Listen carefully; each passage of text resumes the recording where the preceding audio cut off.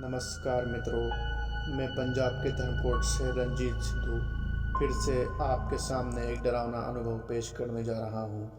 मुझे अपने मित्रों और रिश्तेदारों से उनके भूतहा किस्से सुनने में काफ़ी आनंद मिलता है। तो आज मैं आपको मेरी चचेरी बहन का डरावना अनुभव बताने जा रहा हूँ। उसका नाम जसमीत कौर है और वो मेरे बुआ जी की बेटी है। ये घटना तब की है जब वो कॉलेज में एमएससी की पढ़ाई कर रही थी। वो उस समय वहाँ के गर्ल्स हॉस्टल में ही रहा करती थी। परीक्षा से पहले वो और उनकी कुछ सहेलियाँ लाइब्रेरी में पढ़ाई कर रही थी। पढ़ाई करते हुए रात के 12:30 बज चुके थे। उस लाइब्रेरी में वो केवल 6 लड़कियाँ ही थीं। लाइब्रेरी में सन्नाटा छाया हुआ था। सारा हॉस्टल एकदम शांत था। तभी उनमें से एक लड़की ने कहा कि बस यार, पढ़ पढ़ कर बोर हो गए हैं, क्यों ना कोई खेल खेले जिसमें दिमाग भी फ्रेश हो जाएगा और नींद भी आ जाएगी। सब उसकी बात से सहमत हो गए। उनमें से एक लड़की, जिसका नाम पूजा था, बोली कि चलो हम सब किसी आत्मा से बात करते हैं। ये सब कहकर वो अपने कमरे में गई और ओइजा बोर्ड लेकर आई, जिस पर A to Z तक अल्फ़ाबेट 0 से 9 तक नंबर और किनारों पर यस और नो लिखा था। पूजा ने बोर्ड के चारों किनारों पर 4 मोमबत्तियां जलाईं और फिर लाइब्रेरी की सारी लाइट बंद कर दी। फिर उसने सिक्का बोर्ड के बीच में रख दिया। उनमें से 2 लड़कियों तो डर के मारे अपने कमरे में चली गईं और बाकी चारों ने उस सिक्के पर एक एक उंगली रख दी। फिर पूजा ने कहा कि कोई डरना मत और यहाँ से उठना मत, वरना आत्मा नाराज़ हो जाएगी।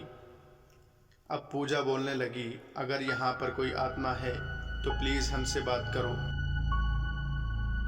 लाइब्रेरी में अजीब सा सन्नाटा और अंधेरा छाया हुआ था।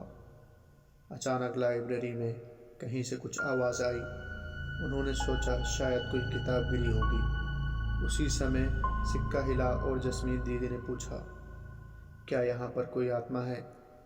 तभी छत पर लगा बंद पंखा ज़ोर से हिलने लगा।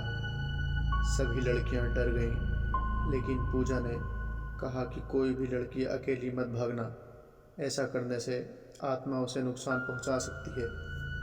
उसके बाद पूजा ने ऊपर देखते हुए कहा कि अगर कोई आत्मा यहाँ है तो हमसे बात करें। कुछ देर तक सन्नाटा रहा और अचानक सारी मोमबत्तियाँ बुझ गईं और लाइब्रेरी से कदमों की ठक ठक की आवाज़ आने लगी। सभी लड़कियां डर के मारे भाग गईं, लेकिन जसमीत दीदी पीछे रह गईं और उनसे दरवाज़ा नहीं खुल रहा था। अचानक उन्हें लगा कि पीछे से कोई उन्हें खींच रहा है। वो ज़ोर ज़ोर से रोने लगी, चिल्लाने लगी।